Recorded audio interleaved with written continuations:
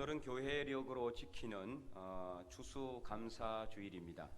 성경적으로 볼 때 추수감사주일은 한 해 동안 농사한 곡식을 저장하는 것을 감사하는 수장절을 의미한다라고 볼 수가 있습니다.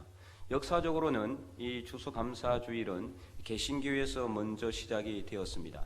1600년대 이 신앙의 자유를 찾아서 미국 땅에 정착한 청교도들이 하나님께서 이 곡식을 여물게 하시고 또 추수하게 하신 것을 감사함으로 인해서 드린 것이 이제 추수감사주일의 시작이라고 볼 수가 있습니다.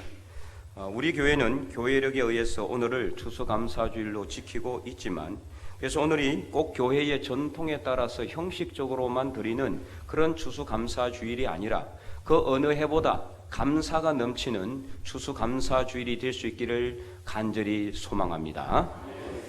오늘 본문은 사도 바울이 골로새 교회에 편지를 하면서 건면하는 내용의 일부입니다.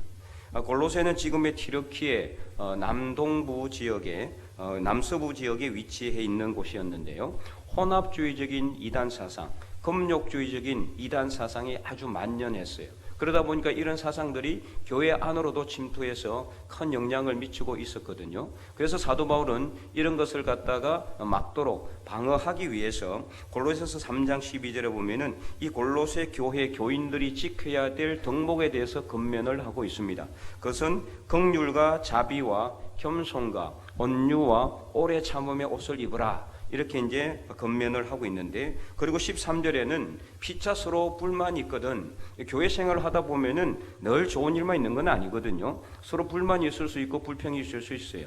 그럴 때는 피차 서로 용서하라, 용서의 덕목을 더하라고 건면하고 있습니다. 그리고 14절에는 그리고 이 모든 것 위에 사랑을 더하라, 이렇게 이제 건면하고 있습니다. 왜냐하면 사랑은 모든 허다한 죄를 덮기 때문에 사랑을 더하라, 이렇게 이제 해서 결론으로 마지막을 마무리하는 게 아니라, 그리고 마지막 또 하나 더 이 덕목을 이야기하고 있는데, 바로 그것이 뭐냐? 오늘 우리가 읽었던 감사라는 덕목입니다. 그래서 오늘 본문 15절을 보니까 이렇게 기록되어 있지 않아요? 그리스도의 평강이 너희 마음을 주장하게 하라. 너희는 평강을 위하여 한 몸으로 부르심을 받았나니 너희는 또한 감사하는 자가 되라. 아멘. 감사의 덕목을 마지막에 더하고 있어요. 그리고 16절에도 그리스도의 말씀이 너희 속에 풍성히 거하여 모든 지혜로 피차 가르치며 건면하고 시와 찬송과 신령한 노래를 부르며 감사하는 마음으로 하나님을 찬양하고, 또 감사를 이야기하고 있어요. 그리고 연이어서 17절에 또 무엇을 하든지 말에나 일에나 다 주 예수의 이름으로 하고 그를 힘입어 하나님 아버지께 감사하라. 이게 또 감사, 3번을 연이어서 감사를 반복하고 있는 이유는 무엇이냐? 감사가 그만큼 중요하다는 겁니다. 감사보다 더 중요한 것이 없다는 것을 말하고 있어요. 그래서 오직 감사라는 겁니다. 감사하면은 모든 것이 다 해결되기 때문입니다. 이처럼 올해 저와 여러분의 삶 속에서도 비록 힘들고 어려운 일이 있었을지라도 우리를 구원하여 주신 하나님 아버지께 감사함으로 모든 문제가 사라지고 형통한 삶을 살아가는 저와 여러분의 삶이 될 수 있기를 간절히 축원드립니다. 자, 그런데 오늘 본문에서 이 사도 바울이 무엇 때문에 감사하라고 말씀하고 있습니까? 감사 제목이 무엇이냐? 다 함께 15절을 다시 한 번 더 보겠습니다. 15절 다시 한 번 더 읽어볼까요? 그리스도의 평강이 너희 마음을 주장하게 하라. 너희는 평강을 위하여 한 몸으로 부르심을 받았나니 너희는 또한 감사하는 자가 되라. 아멘. 자, 먼저 사도 바울은 그리스도의 평강이 너희 마음을 주장하게 하라고 말씀하고 있어요. 자, 이 말씀의 뜻은 반대로 생각하면 더 쉬워요. 즉, 우리가 예수님을 믿으면은 어떻게 된다? 평강한 삶을 살게 된다, 이 말이에요. 예수 그리스도를 믿는 믿음 안에 거하라. 그러면은 평강하게 될 것이다, 이것을 말하고 있다라는 거죠. 그래서 이를 위해서 하나님께서 어떻게 하셨느냐? 우리를 택하셔서 부르셨는데, 여러분 각자를 따로 부르셨지만은 그리스도 안에서 한 몸으로 부르심을 받았다는 거예요. 한 몸으로 불렀다는 거죠. 이게 뭡니까? 바로 교회입니다. 교회. 우리 죽변제일교회라는 이름으로 하나님께서 한 몸으로 불렀다는 거예요. 다 다른 사람들이에요. 그렇잖아요? 다 다른 삶을 살고 있었어요. 다 다른 지역에 있어요. 그런데 오늘 우리는 죽변제일교회 교인이라는 이름으로, 죽변제일교회라는 이름으로 이 자리에 함께 모여 있는 겁니다. 그래서 한 몸으로 부르심을 받았다. 그래서 한 몸으로 하나님께서는 우리를 불러주셨다. 그래서 예수 그리스도를 믿음으로 우리 다 함께 모여서 예배드리고 교제하고 떡을 떼며 기도함으로써 하나님 안에서 평강한 삶을 누리게 해 주셨다라는 것을 사도 바울은 말씀하고 있습니다. 그렇기 때문에 어떻게 하라는 겁니까? 감사하라는 것입니다. 그래서 우리는 죽변제일교회라는 이름으로 하나가 된 것으로 인해서 감사할 수 있기를 바랍니다. 어디 가서 이런 인연을 만나겠습니까? 아무 데서도 못 만납니다. 여기서만 우리가 죽변제일교회라는 이름으로 같이 모여 있는 거예요. 그러니 얼마나 감사합니까? 서로 몰랐던 사람들이, 일면식도 없던 사람들 아닙니까? 서로 다른 생각 가지고 있었고, 다른 삶을 살고 있었고, 다른 직장에 다니고 있고, 다른 지역에 살고 있었지만은 죽변제일교회라는 한 몸으로 하나님께서 불러서 예수님을 믿어서 평강한 삶을 살 수 있도록 해주신 것에 감사하라고 사도 바울은 권면하고 있는 것입니다. 그래서 우리가 밖에 나가면 어떻습니까? 우리가 밖에 나가면은 죽변제일교회라는 이름으로 한 몸이 되는 거예요. 서로 다른 사람들이지만은 밖에 나가서 우리 교인들 만나면 어떻습니까? 얼마나 기쁩니까? 그냥 6.25 때 헤어졌다가 만난 사람들처럼 얼마나 반갑게, 그죠? 맞이하고 손을 잡고 그렇게 합니까? 그냥 우리가 너무 반가운 거죠. 한 몸으로 부르심을 받았기 때문에 그런 거예요. 교회 안에서도 마찬가지입니다. 우리 남성교회 여전도의 이름으로 한 몸이 되잖아요. 하나의 이름으로 모이는 거예요. 또 교회 안에서는, 우리 교회 안에서는 또 각각 남성교회 이름으로 서로 경쟁하고 서로 또 이렇게 서로 교제하면서도 한 몸이 되는 거예요. 각 여전도회, 각 남성교회 이름으로, 그렇죠? 우리 교회 학교도 마찬가지입니다. 아동부는 아동부 이름으로, 그죠? 그 다음에 중고등부는 중고등부 이름으로, 청년부는 청년부 이름으로 각기 하나가 되는 거예요. 이게 바로 한 몸으로 부르심을 받았다는 겁니다. 또 이것만이 아니라 우리가 구역 모임도 마찬가지잖아요. 딱 구역의 이름으로 한 몸이 되는 거죠. 1구역은 1구역대로 12구역까지 각 구역의 이름으로 서로 어떻게 됩니까? 서로 다른 생각 가지고 있지만은 한 공동체라는 그런 소속감을 가지고 있잖아요. 야, 나는 1구역이면 나는 1구역이다. 1구역으로서의 어떤 이 뿌듯한 그런 아름다운 마음을 가지고, 또 뿌듯한 마음을 가지고 소속감을 가지고 그렇게 한 몸으로 부르신 하나님 안에서 예수님을 믿는 믿음으로 우리는 평강의 삶을 누리고 있음에 감사할 수 있기를 바랍니다. 그래서 오늘 우리는 함께 모여서 예배드리고 있는 겁니다. 한 몸으로 부르심을 받았기 때문입니다. 그렇지 않으면 우리가 왜 이 자리에 왔겠어요?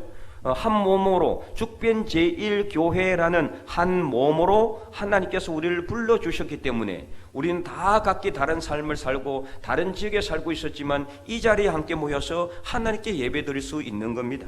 그래서 16절 말씀에도 보면은요, 이로 인해서 우리는 함께 모여서 예수 그리스도의 말씀으로 풍성한 삶을 누리고, 또 성령께서 주시는 지혜로 모르는 사람이 있으면 서로 가르쳐주고, 또 서로 권면하고, 시와 찬송과 신령한 노래를 부르며 감사하는 마음으로 하나님을 찬양하게 되는 겁니다. 그래서 오늘 오후 우리는 함께 모여서 뭘 합니까? 기간과 부수별 찬양잔치를 하는 겁니다. 그런데 무엇보다도 정말 중요한 것이 있어요. 그것은 바로 17절 말씀이에요. 자, 우리 17절 말씀 아까 읽었지만 한 번 더 큰 목소리 읽어보도록 하겠습니다. 또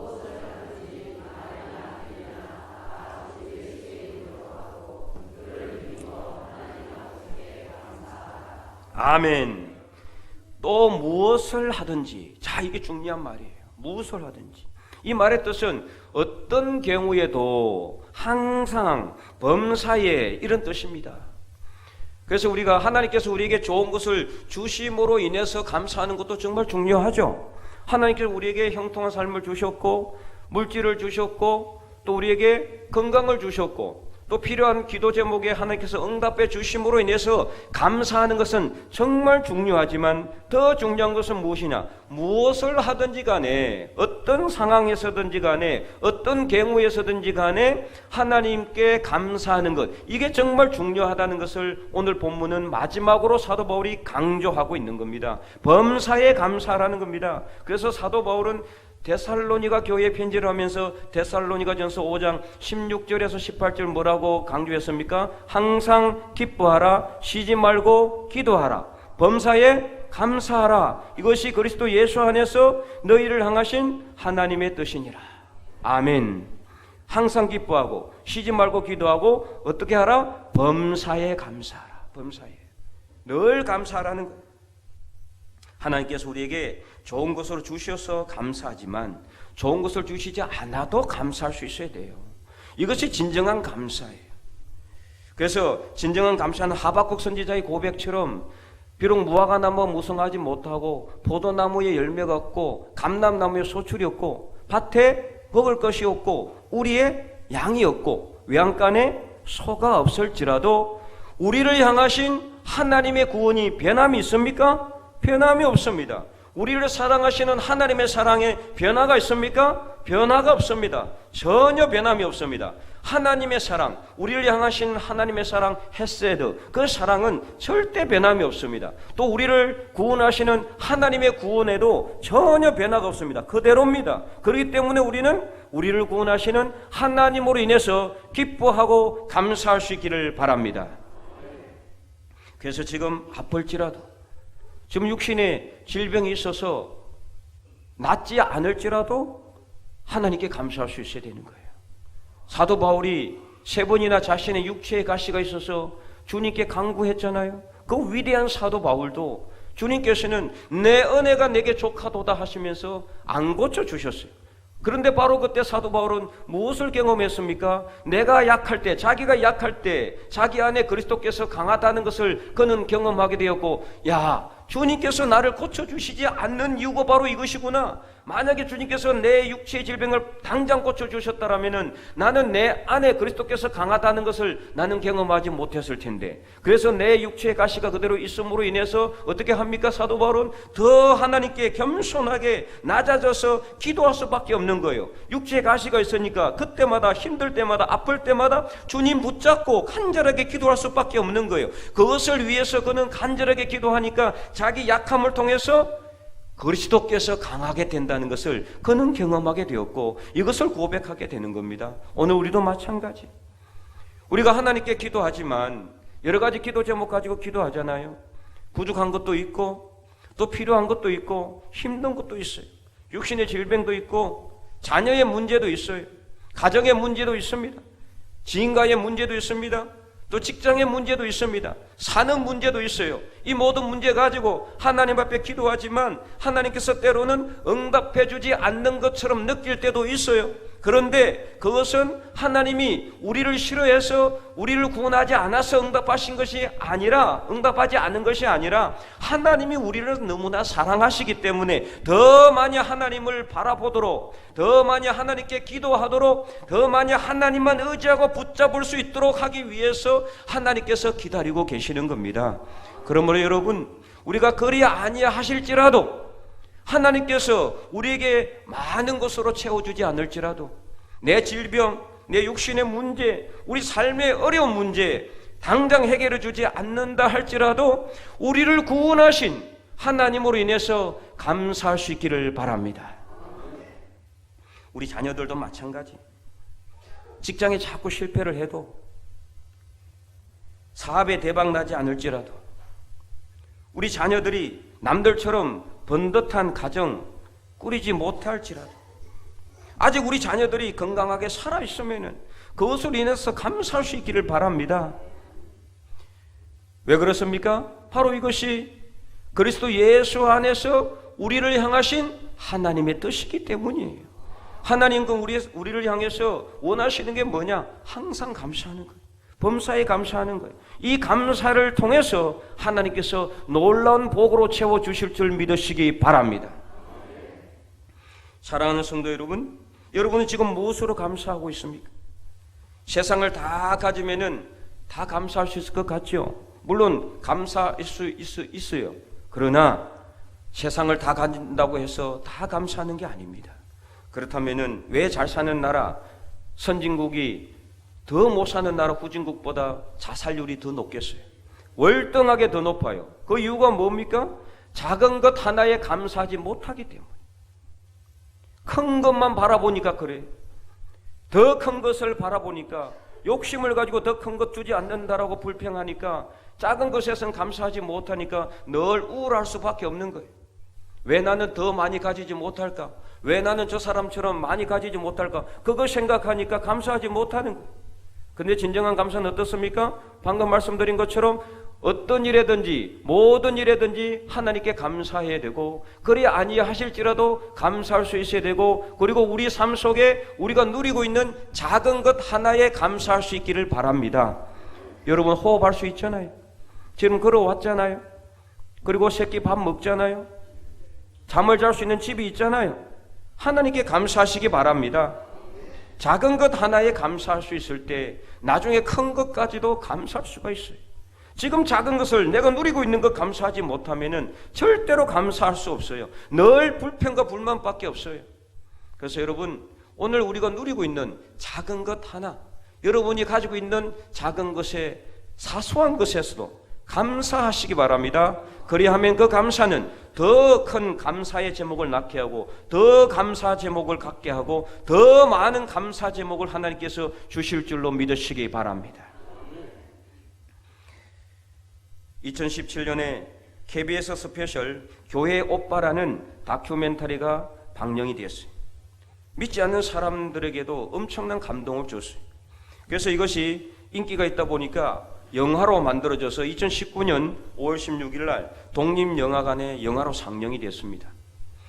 이 영화는 제목 그대로 교회 오빠인 이간희 집사와 그의 아내 오은주 집사, 그리고 어린 딸 소연이가 주인공입니다.